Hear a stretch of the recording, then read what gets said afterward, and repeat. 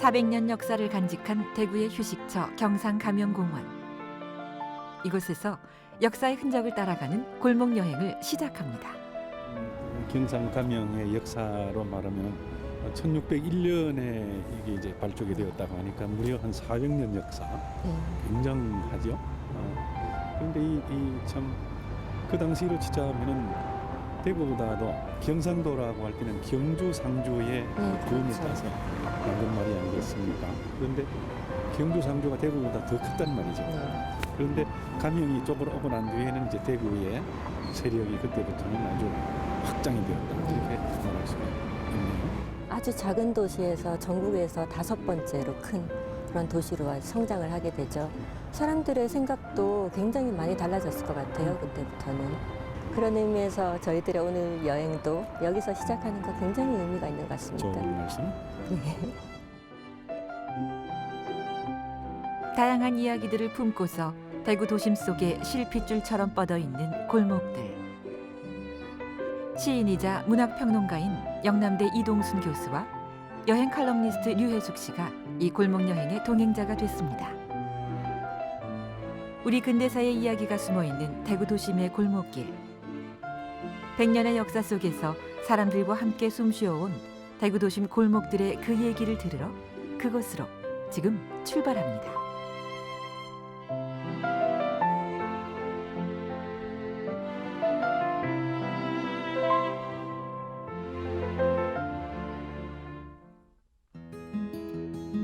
첫 방문지는 경상감영공원 옆에 자리 잡은 대구 근대역사관입니다. 지금 이 대구 근대 참 문화 역사관 앞에 우리가 와 있는데, 제가 그 책을 보니까 시인 이육사 선생, 이육사 선생이 대구의 그 독립운동가 장진홍 의사하고 같이 이렇게 연결이 되어서 폭탄을 던지는 어떤 계획을 하셨어요. 그게 어디냐면 바로 여기 식민지 시대 때 식산은행. 말하자면은 그 식민지 시대의 많은 수탈, 그다음에 여러 가지 어떤 착취의 어떤 핵심되는 그런 장소였죠. 그 세월이 그로부터 많이 이렇게 바뀌어서 지금은 이제 근대 역사관이 되어 있습니다만 참 건물이 아름답고 예쁘죠. 일단 보통 이런 건물을 르네상스 양식이라고 얘기를 하는데요. 보시면 아시겠지만 중간에 입구를 중심으로 양쪽으로 아주 강한 대칭을 이루고 있어요. 지금 아래쪽에는 화강석이 둘러져 있고 위쪽은 타일 마감을 했는데, 화강석이 보면 도돌도돌한 재질감이 있어요. 아주 매끈하지가 않고. 그런 것들이 어떤 고전적인 건축 수법 중에 하나로 쓰여지고 있고요. 저 위쪽에 있는 저 장식 띠 같은 것들도 어떤 르네상스 양식의 어떤 특징 중에 하나라고 할 수 있습니다. 1932년 조선 식산은행 대구 지점으로 건립된 이곳은 지난해 1월 대구 근대역사관으로 새롭게 문을 열었는데, 근대기 대구의 모습과 생활상을 잘 알 수 있도록 다양한 전시관을 운영하고 있습니다. 아픈 역사를 간직한 이곳이 새로운 교육의 장으로 거듭나고 있습니다. 대구 근대역사관을 나와서 북성로로 발걸음을 옮깁니다. 70년대부터 공구 골목으로 유명했던 북성로. 대구 도심의 산업단지가 활기를 띠면서 500여 개의 점포로 성황을 이루던 곳. 이곳에도 근대 문화의 흔적들이 남아 있습니다. 여기가 대구 읍성의 북쪽 성문이었잖아요. 성이었고, 그렇죠. 그 성을 허문 자리에 이 거리가 들어섰는데, 그때 이 성 밖에 살던 일본 사람들이 여기로 많이 들어왔대요. 맞습니다. 들어와서 집도 많이 짓고, 그러다 보니 여기에 적산가옥이 꽤 많이 남아 있고요. 맞습니다. 들어와서 장사를 하니까 그 장옥들을 또 많이 지었어요. 그래서 이 거리에는 지금도 좀 많이 사라지긴 했지만, 그 옛날에 적산가옥이라든가 장옥이라든가 또 시간이 좀 지나면서 또 절충적인 어떤 건축물들, 상업 건축들, 이런 것들이 굉장히 많이 남아있는 이름만 좀 골목이에요. 남아있죠. 네. 동성로, 서성로, 네, 그렇습니다. 남성로, 북성로에서 북성로. 이제 성을 허물었던 사람은 박중량이라고 그 이도 히로부미와 너무나 밀착되어 있던 아주 고실친 인파였죠. 그분이 여기에 대구 관찰소로 와 있을 때 이 성곽을 모두 그냥 허물었죠. 어떻게 보면은 일제 당국으로 봐서는 공로자이고 또 우리 민족으로 봐서는 대단한 반역자인데 반역자였죠. 그때 이 성터를 허물고 이 북성로 이 자리에다가 일본인들에게 성권을 형성하도록 네. 그렇게 만든 거죠. 그때 조정의 허락도 없이 그렇게 음흠. 했다고 들었어요. 일제 강점기 이후 북성로는 향촌동과 더불어 사교와 문화의 거리로 변모했습니다. 특히 한국 전쟁 중에는 백조, 호수, 꽃자리 등 이 거리에 모여있던 다방들이 전국에서 모인 예술인들의 보금자리가 됐습니다. 지금은 세월을 비껴가지는 못한 모습이지만 당시는 대구 최고의 번화가였던 흔적들이 아직도 남아 있습니다. 북성로에서 멀지 않은 곳에 호암 이병철 고택과 삼성상회 이에터가 있는데요. 삼성상회 이에터는 금고 자리에 놓인 이 돌을 만지면 돈을 번다는 속설 때문에 최근 각광을 받고 있는 인기 방문지입니다. 이제 중앙대로를 건너서 화전동으로 갑니다. 이곳에 우리나라에서는 처음으로 문을 연 고전음악 감상실이 아직 남아있다고 해서 찾아왔습니다. 대표적인 녹창음악 감상실에 정춘아 내 왔다. 아이고 이 녀석. 이동순 교수의 동창이기도 한 이정춘 사장은 아버지의 뒤를 이어서 이곳을 운영하고 있습니다. 이 녹향이 아버지가 이 전문을 여신 지가 올해로 몇 년째인가? 67년 6년 정도 됐을 거예요. 46년도에 문 열었으니까 아버지가 젊어가지고 이거 만들으시고 결국 91살까지 사시다 가셨으니까 평생을 녹향하고만 살았다고 봐야죠. 이 녹향의 구석구석에 아버님의 그 손길과 흔적이 그렇지. 남아 있겠군. 광복 이듬해 문을 연 이곳은 전쟁과 근대화, 경제 위기 등 급변하는 시대의 흐름 속에서도 꿋꿋이 자리를 지키며 음악으로 사람들을 위로해 왔습니다. 지난해 세상을 떠난 창업자 이창수 선생. 화려했던 날은 가고 손님조차 들지 않는 날이 이어졌지만 그는 마지막 날까지 이곳을 지켰습니다. 그런 열정은 경영난으로 가게가 어려워졌을 때 음악가들과 지역민들의 큰 호응을 불러와 클래식 외길 인생의 친구가 되줬습니다.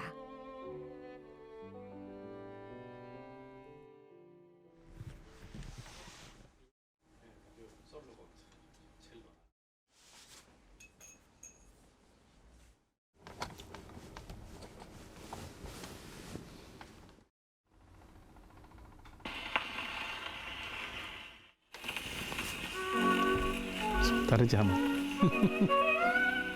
아 좋다. 얼마나 정감이 넘쳐.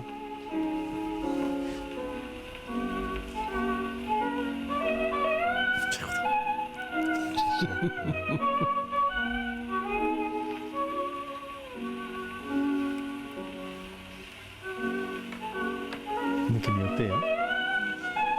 이것도 생각도 못했어요.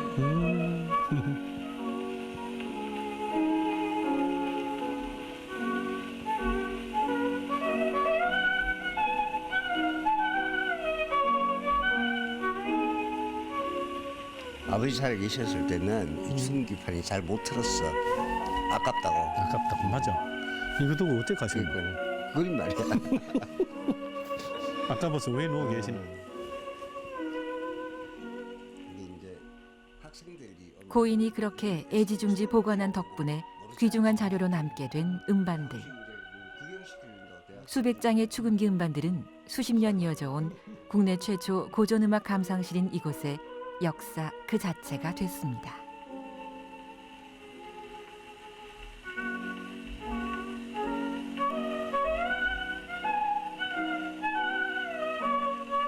보통 이럴 때 어떤 사람들은 울고 싶다고.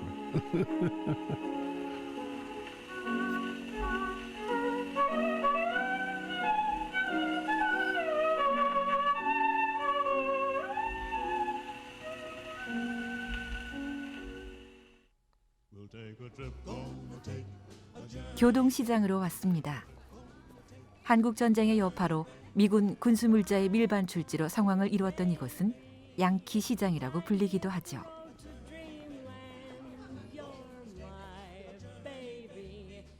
전자, 의류, 잡화 등 다양한 품목이 거래되지만 지금도 다른 시장에 비해서 수입품 거래가 많은 곳입니다.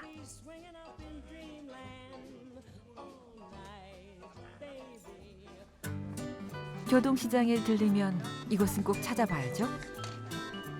양념 어묵, 소라, 순대, 서민의 음식들이 늘어선 거리, 먹자골목입니다. 먹는 즐거움을 한껏 누릴 수 있는 먹자골목에서 이 거리의 명물을 만났습니다. 안녕하세요. 오셨어요? 순대가 많이 유명하다던데. 이 동네는 다 맛있어. 몸땅 다. 우리 것만 맛있는 게 아니고. 그래 그러니까 먹자골목 아니다. 새바다만 싹싹할 때 맛있다고. 우리 거는 다. 맛있겠죠? 드세요. 자, 소라도 잡숴보세요. 깜짝 놀라게 맛있으니까. 깜짝 놀래 봅시다. 깜짝 놀라게 잡세요.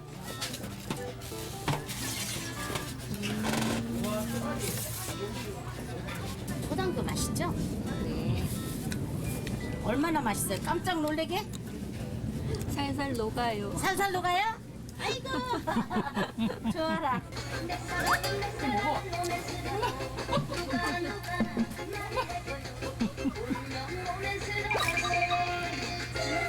내 몸이 막 흔들린다. 그냥 밀어치기 무슨 춤 없어요.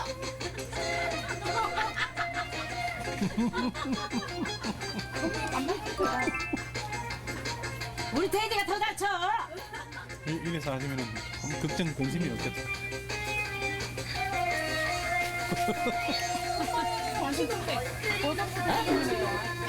나는 언니 요거는 돼지는 동생. 뚱이 돼지는 동생. 아이서 봐라 아가씨야 누가 뚱뚱하나 생각을 한번 해봐라. 내가 날씬하지? 내가 날씬한지 내가 어서 말해. 내보고 맨날 뚱이란다. 아이고 뚱이 맞잖아. 뚱이 맞잖아. 나는 날씬하잖아. 뚱이 돼지락 하지.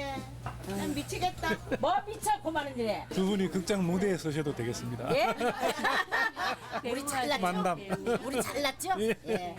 우리요 이만하면 잘났지 이 나이에 아이, 그죠? 그럼요. 나이가- 나대가요 둘이들이 얘가 참말로 우리 언니가 좋아요. 저기 애떡이 좋아. 내가 좋아요. 좀 때리지 마라.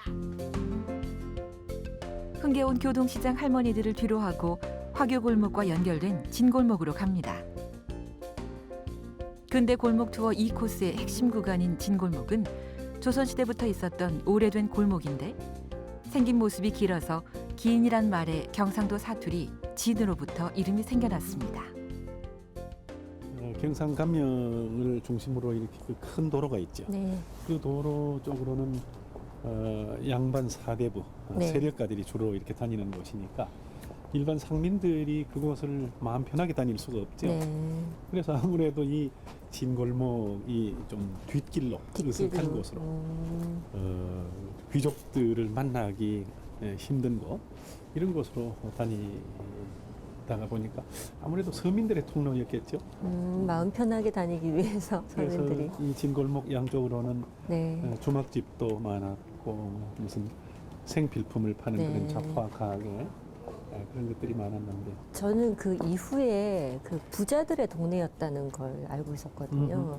부자들이 살면서 아주 큰 이제 어떤 집들을 짓고 살아서 그 이곳도 어떤 그런 고즈넉한 그걸 분위기가 아직 남아 있는 게 그때의 영향이 아닐까 그렇게 생각을 했었어요. 그렇죠. 조선시대 서민의 거리였던 진골목은 근대에 들어서면서 부자들의 골목으로 변모했습니다. 일제강점기 대구 최고 부자였던 서병국과 그 형제들, 지역에 기반을 둔 섬유회사, 주류회사 창업자 등이 이곳에 집을 짓고 살았던 부자들입니다.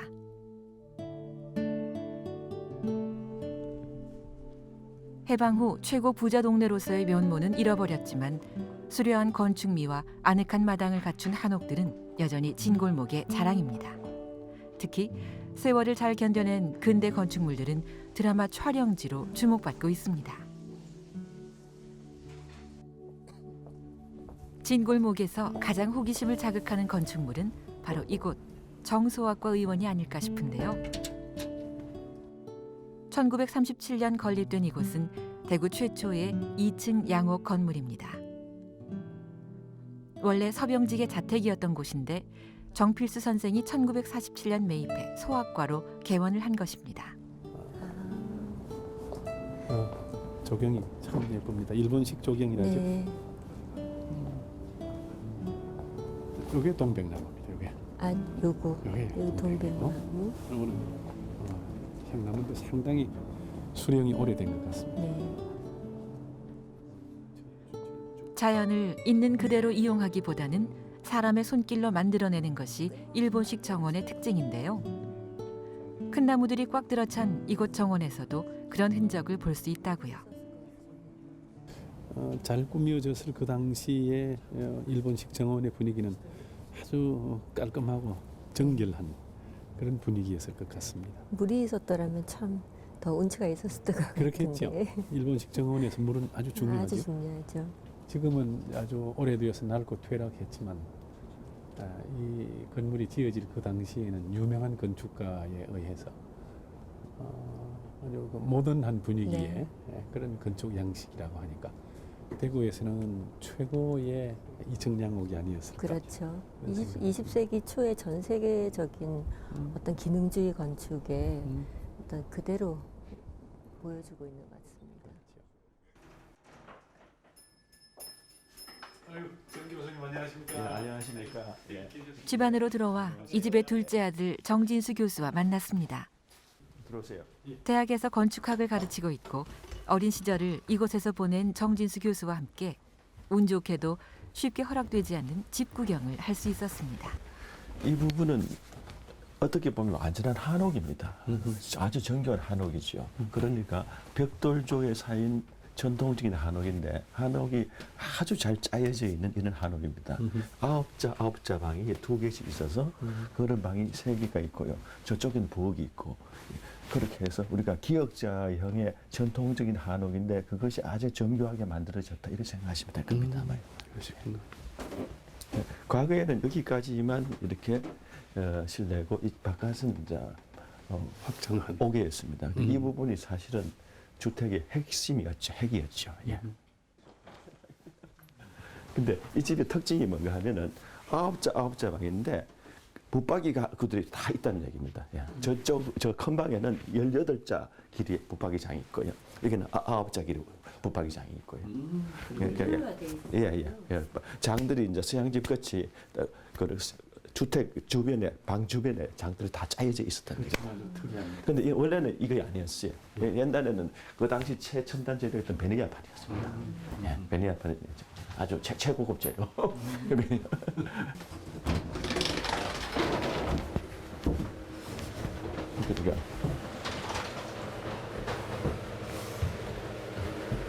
요걸 막았는데 여기 문이 있었거든요. 그래서 요건 입식 주방이고 저 안에는 한식 주방이 있었고 또 바깥 주방 하나 더 있고. 그러니까 주방이 3군데입니다. 그렇죠. 바깥에서 이제 큰 솥을 거르는 주방이 있었고 여 뒤에 기역자형으로 되어 있는 온돌 아궁이가 있는 주방이 있고 이게 입식 주방이. 한옥과 양옥의 절충적 모습을 잘 보여주는 정소학과 의원. 아직까지 본래 모습이 잘 남아있어 일제강점기 상류층의 주거 문화를 이해하는 데 큰 도움이 되는 건축물이라고 합니다. 1층에 이어 진료실이 있던 2층으로 향하는 세 사람.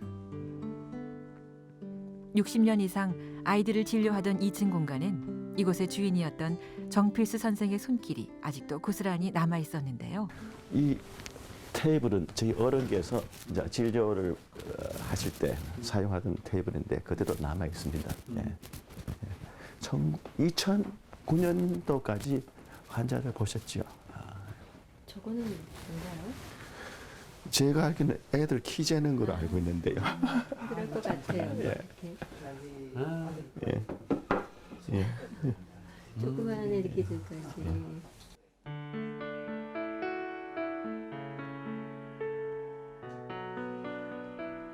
직접 손으로 만든 도구들이지만 정감이 느껴지는 이곳에는 군데군데 일본식 건축 기법들이 쓰였다고 합니다.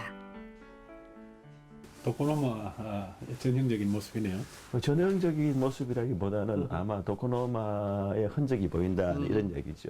그래서 저 공간이 도코노마인데 일본 사람들은 굉장히 주택에서 중요시 여기는 공간입니다. 그래서 프랭크 로이드 라이트는 벽난로를 디자인하면서 일본의 도코노마하고 유사하다 이렇게 생각했거든요. 주 특징이 뭔가 하면 백감인데 여기 이 부분의 부재를 자연재를 사용합니다. 자연재. 그 목수가 다듬지 않은 자연재를 유일하게 이 집에 목수가 다듬지 않은 부재가 여기에 존재하는 것이죠.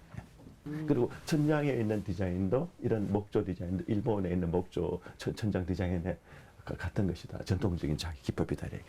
아까 우리 정 교수님 말씀에 예. 시간이 예. 이 20수년 동안 정지한 곳이라고 했는데 그런 그 약병과 그 안에 담긴 약들을 보니까 그 당시 그대로 있는 것 같습니다. 손때 묻은 약병들과 병원의 도구들에서 우리의 지난 이야기가 들리는 듯합니다. 어떻게 보면 건축물은 우리의 살아온 이야기들이 더해져 생명력을 가지게 되는 것이 아닐까 싶습니다.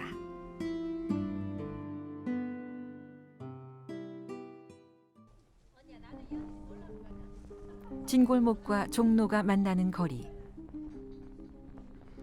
소박한 아날로그 감성의 다방이 있어서 발걸음을 옮겼습니다. 한눈에 봐도 잘 차려놓은 요즘의 카페와는 분위기가 사뭇 다르죠. 하지만 진골목의 명물로 사랑을 받으면서 꽤 인기를 누리고 있습니다. 30년 가까이 이 다방을 지켜오고 있는 정인숙 사장의 공이 큰데요. 그녀는 하루도 쉬지 않고 매일 이곳에 나와서 어르신들의 말벗이 돼주고 있습니다.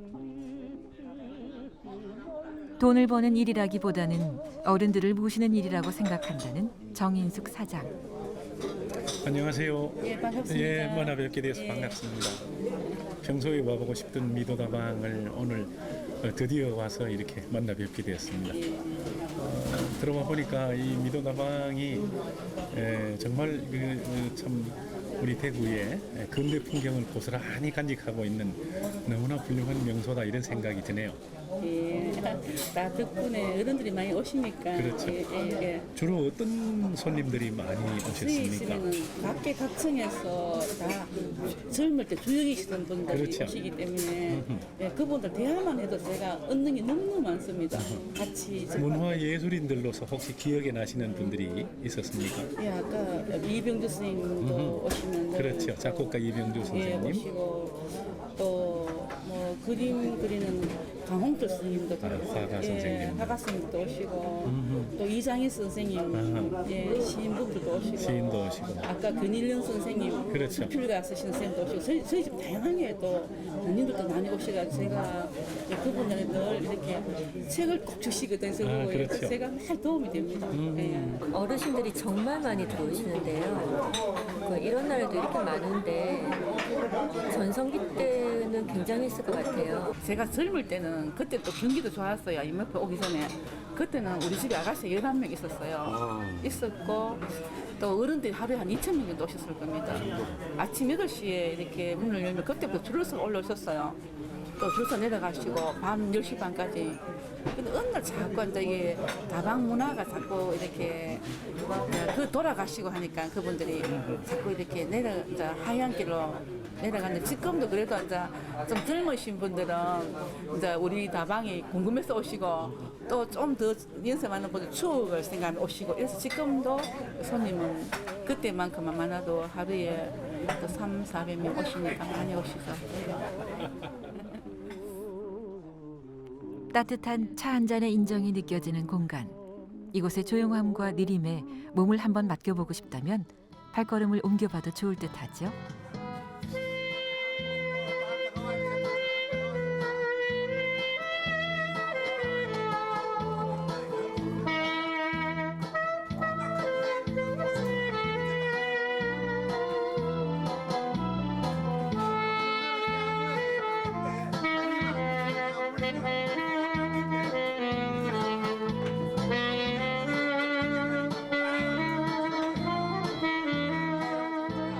우리 집에 90 어른들이 저한테 손을 잡고 가시거든요. 네.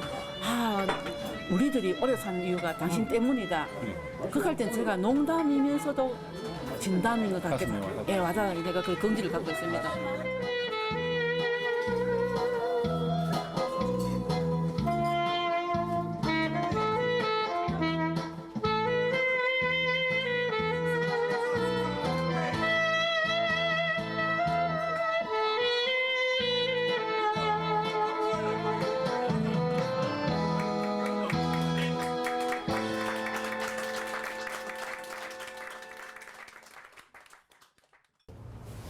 천 1930년대 대구에는 요정이 정말 많았다고 하는데 그러한 흔적들이 거의 다 사라지고 이렇게 한 군데 유일하게 남아 있다고 하는 그런 데를 우리가 찾아왔습니다. 한번 들어가 네, 봅시다. 그것이죠. 네. 대구의 마지막 요정이라는 이곳에는 벽면 가득 대구의 기생과 요정에 대한 자료들이 가득한데요. 이곳의 대표는 시대의 흐름과 더불어 흥망성쇠를 거듭하던 그 옛날 요정 문화를 이어가려고 합니다. 수개월에 걸쳐 직접 자료를 조사해 기생의 역사를 기록한 전시물을 만들고 번성했던 시절의 요정들을 한눈에 알아볼 수 있는 미니어처로 제작해 요정 문화를 알리고 있습니다. 구한말 경부선이 건설되고 일본인들이 오면서 대구 곳곳에 요정이 생겨나기 시작했습니다. 이 모든 자료들은 그가 수집한 다른 문화재들과 더불어 이곳을 찾는 손님뿐 아니라 일반인들에게도 공개하고 있는데요. 윤금식 대표는 이 일에 굉장한 자부심을 느끼고 있다고 합니다. 아마도 제가 감히 말씀드리자면은 전국 유일의 요정 박물관이 아닌가 이런 생각이 드는데요. 예. 또 그 당시에 우리가 기생이란 것은 어떻게 보면 하나의 그 예인으로 봐요. 예인, 그렇죠. 예인이죠, 예인이죠. 그렇죠? 예인이죠. 지금은 말하면 연예인, 막 연예인보다도 어떻게 보면 더 격식이라든지 뭐 애라든지 이런 걸 더 갖춘 사람이라고 이렇게 보면 되겠죠. 시서화는 물론이고 음악까지도 모두 겸비한. 예, 맞습니다. 사실 저희가 요정이라는 게 사실 뭐 저희 하나밖에 없다는 게 어떻게 보면 이것이 저희 이제 사명 의식일 수도 있고. 다음 행선지는 양령시와 제1교회가 있는 약전 골목입니다.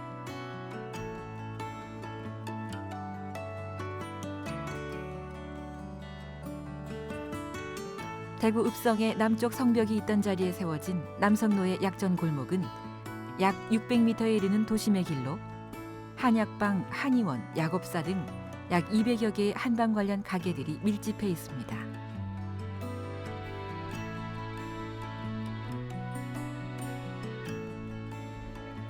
조선 후기부터 이어져 오는 대구 양령시의 명성을 되살리기 위해 지난 1993년 설립된 양령시 한의학 박물관 역시 약전 골목에 자리하고 있는데요.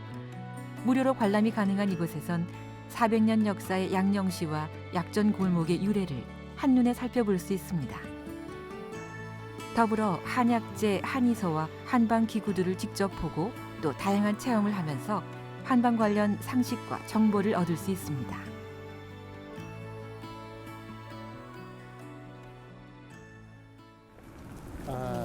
대구의 그 근대 골목 투어 중에서 너무나 유서 깊은 곳이죠. 대구 제1교회 앞에 왔습니다.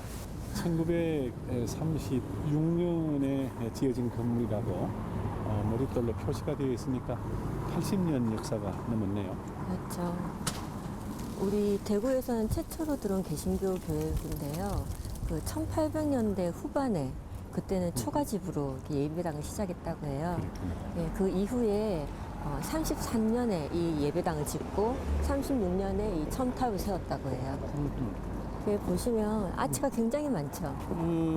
유리창이 전부 하나하나가 모양이 다른 듯이 아주 특색이 있습니다. 아주 공을 많이 들였어요. 이런 뾰족한 아치라든가 첨탑이 어떤 교회 건축의 그 고딕 양식을 그대로 따르고 있는 그런 아주 그 특징 있는 교회라고 할 수 있어요. 빨간 벽돌이 인상적인 제1교회는 건물의 비례와 벽돌을 쌓은 수법이 정교해 역사적 의미뿐 아니라 근대 건축사 연구에 중요한 자료가 되고 있는데 담쟁이가 푸른 빛을 내는 여름과 빨갛게 변신하는 가을에는 우리에게 멋진 경치까지 선사하고 있습니다.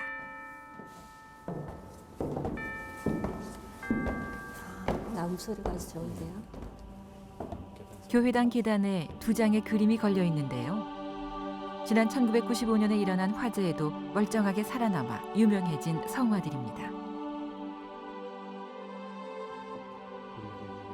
100년 가까운 긴 세월 자연의 비바람과 또한 인재를 견디며 굳건히 서 있는 이곳이 우리가 지켜야 할 근대 유산입니다. 이제 기산동으로 우리의 민족 정신을 만나러 가볼까요? 이 빼앗긴 데라도 보면 오는가는 상화 선생의 대표 시 중에 대표 시죠. 네. 그런데 이 빼앗긴 데라도 보면 오는가와 같은 이 시가 개벽지에 발표가 되었는데 식민지 시대 같은 그 1920년대 상황에서 빼앗긴 들이라는 이런 이야기를 과감하게 할 수 있었다는 것 자체가 참 놀랍고, 그리고 저 여기 보면은 그 가르마 같은 논길을 따라 이런 대구의 옛날 풍경이 나오는데요. 어디냐 하면은 그 두산동, 네. 그 지금 드란길 네네. 먹자 골목이 있는 거기에서 수성못으로 가는 가는 길. 이것이 온통 논이었거든요. 여기 하나 재미난 것이 나비 제비야 깝치지 마라 하는 이 대목이죠. 네. 깝치다라는 이 말은 우리 대구 지역에서는 모르는 사람이 없을 정도로 네, 그렇죠. 우리 말인데 다른 지역 분들은 이 말을 잘 몰라요. 무슨 뜻이죠? 저거는 재촉하지 마라. 서둘다. 네. 그 다음에 들막꽃, 그 다음에 지심매다, 네. 기심매는 것이죠. 논과 밭에 그 잡초를 뽑아내는 제초 작업 이런 거죠. 여러 군데서 우리 대구에 아주 정감 넘치는 그런 말이 나옵니다. 시가 적혀 있는 담을 따라 골목을 돌면 이상화 시인의 고택이 있습니다.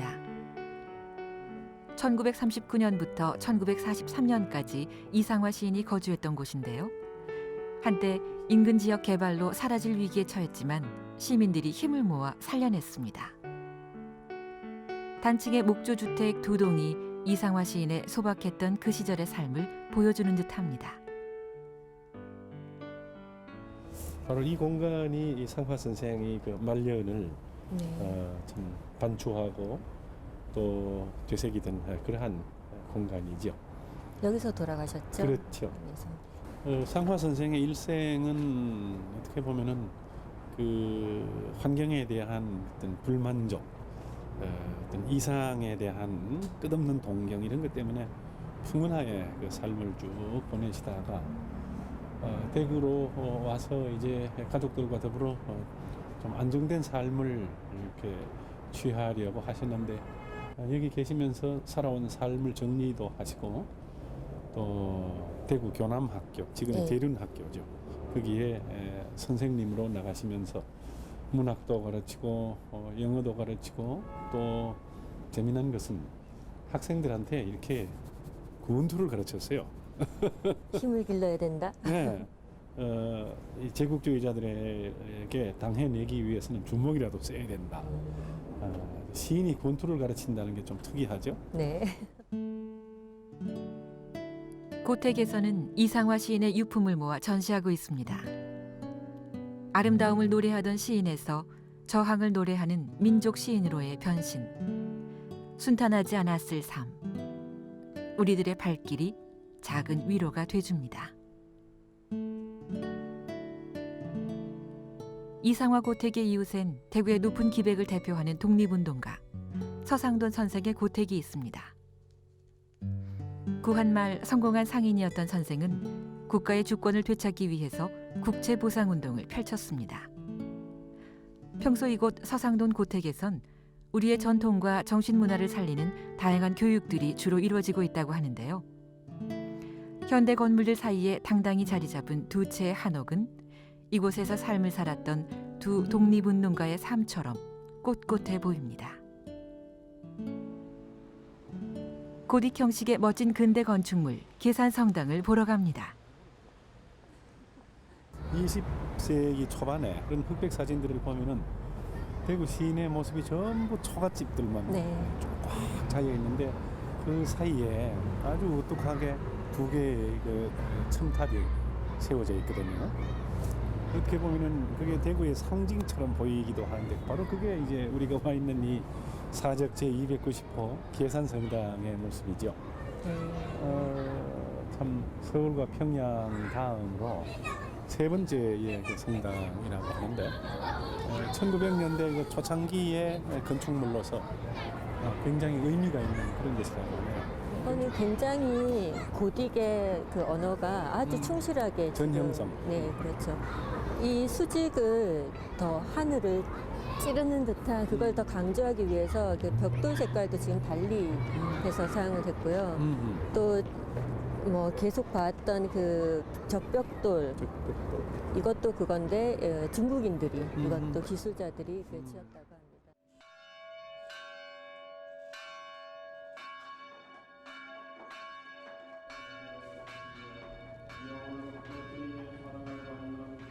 백년이 넘는 역사를 가진 계산성당은 지역 교구의 중심이 되는 주교좌 성당으로 대구 경북 가톨릭의 중심지 역할을 하고 있습니다. 조선시대 대구에는 한양에서 박해를 피해 내려온 천주교 신자들이 많이 모여 큰 교세를 형성할 수 있었는데 그 중에서도 중심이 된 곳이 바로 이곳 계산성당이었다고 합니다.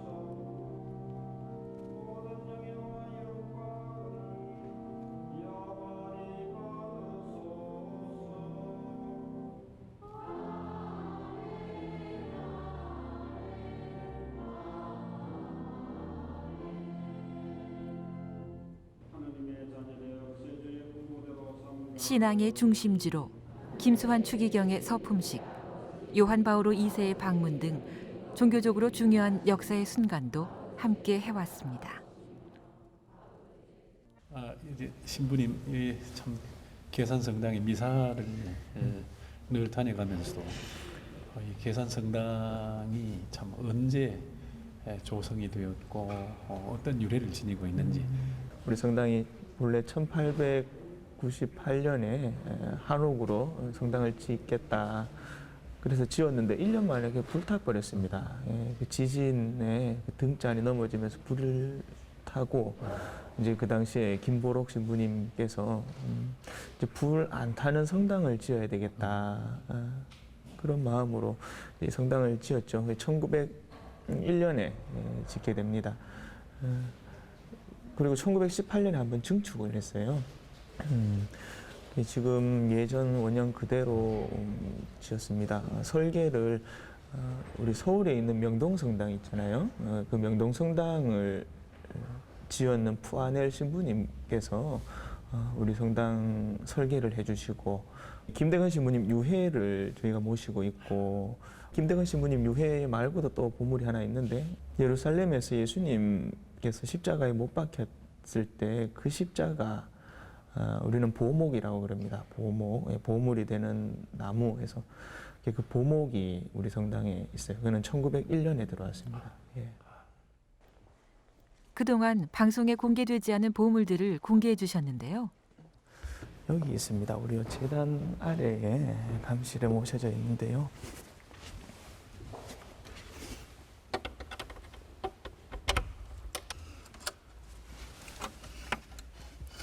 자, 이 아래에 있는 게 김대건 신부님 팔뼈, 그리고 이 위에가 예수님 보목입니다. 요거는 300년대에 헬레나 성녀가 예루살렘에서 발견했다 그러죠. 그 당시에 로마에 가면 성십자가 성당이 있습니다. 거기에 가장 큰 조각을 모시고 그리고 전 세계 1000여 개 큰 성당들, 큰 수도원들에 보냈는데 이거는 원래 파리에 있던 거예요. 파리 대교구에 있던 건데 우리 대구가 처음 생기면서 그 당시 안세화 주교님께서 파리에 청했습니다. 그래서 파리 교구장님이 파리 보물 보관소에 있던 거를 보내주셨어요. 그게 1901년이라는 기록이 있습니다. 어떤 박해에도 굴하지 않았던 예수님과 김대건 신부. 두 분의 정신이 계산성당에서 이어지고 있습니다. 우리 김대건 신부님 유해 계산성당의 다른 방엔 김대건 신부의 또 하나의 유해가 외국인 선교사의 유해와 함께 보관돼 있습니다.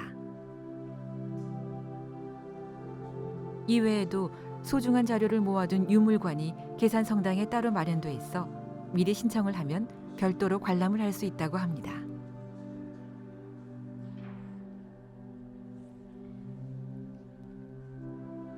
근대 골목 여행의 마지막 코스 선교사 주택으로 발걸음을 옮깁니다. 청라언덕에 위치해 있는 선교사 주택으로 가기 위해서 3.1 운동길이라 불리는 90계단을 오릅니다.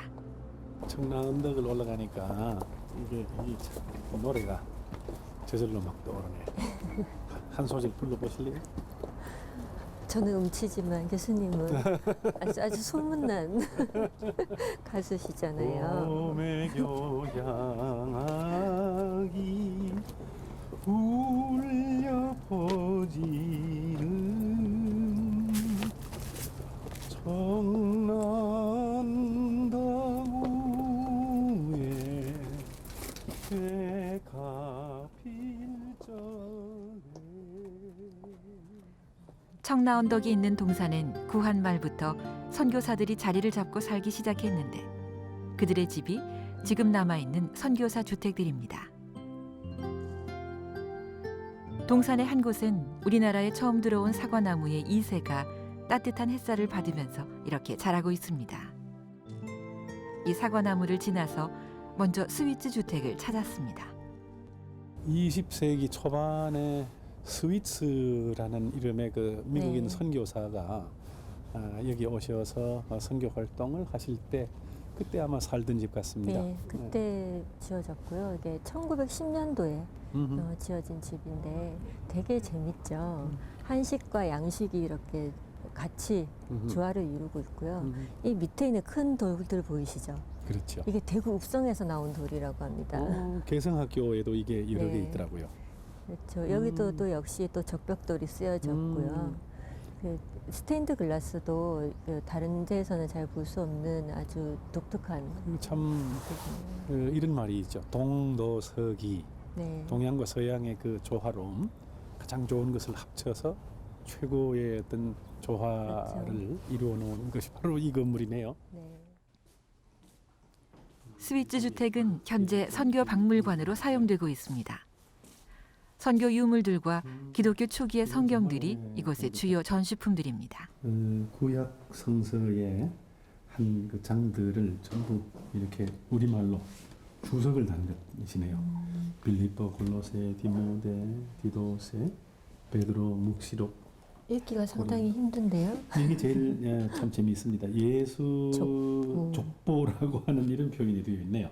예수 그리스도가 어떤 가계로 이렇게 쭉 태어나셨나. 이곳 선교박물관에서는 한국에 들어온 초기 선교사들의 모습을 통해 지난 시절 우리의 모습도 볼 수 있습니다. 스위트 주택을 나와서 바로 옆에 위치한 챔리스 주택으로 이동했습니다. 의료박물관인 이곳엔 1800년대에서 1900년대 동서양에서 사용된 다양한 의료 도구들이 전시돼 있는데요. 상아로 만든 청진기를 비롯해 옛 의료 도구들이 있습니다. 100년 전 화원 나루토를 통해 들어온 선교사 피아노도 이곳에 함께 있습니다.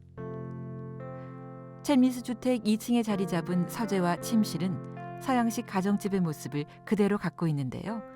이 때문에 최근엔 역사극과 같은 드라마 촬영지로 인기를 얻고 있습니다.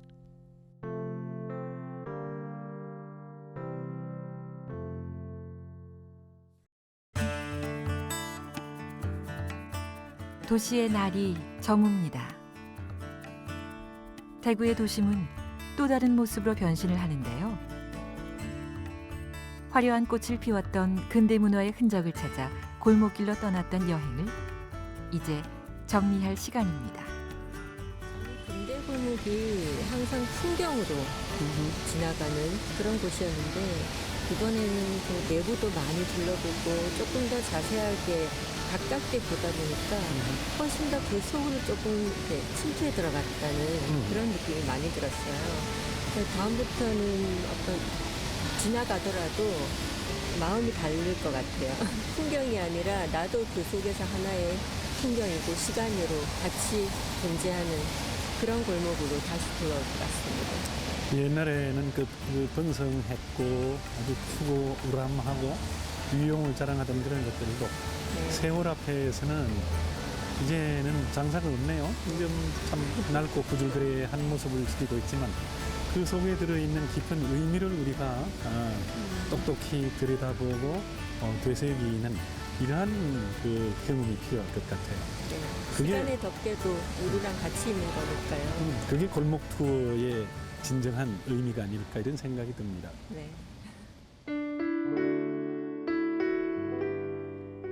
너무 가까이 있어서 놓치고 사는 것들이 많습니다.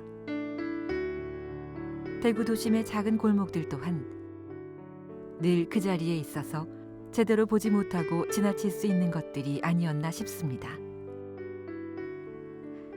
100년 역사의 이야기와 전통이 있는 골목길은 여전히 그 자리에 있습니다.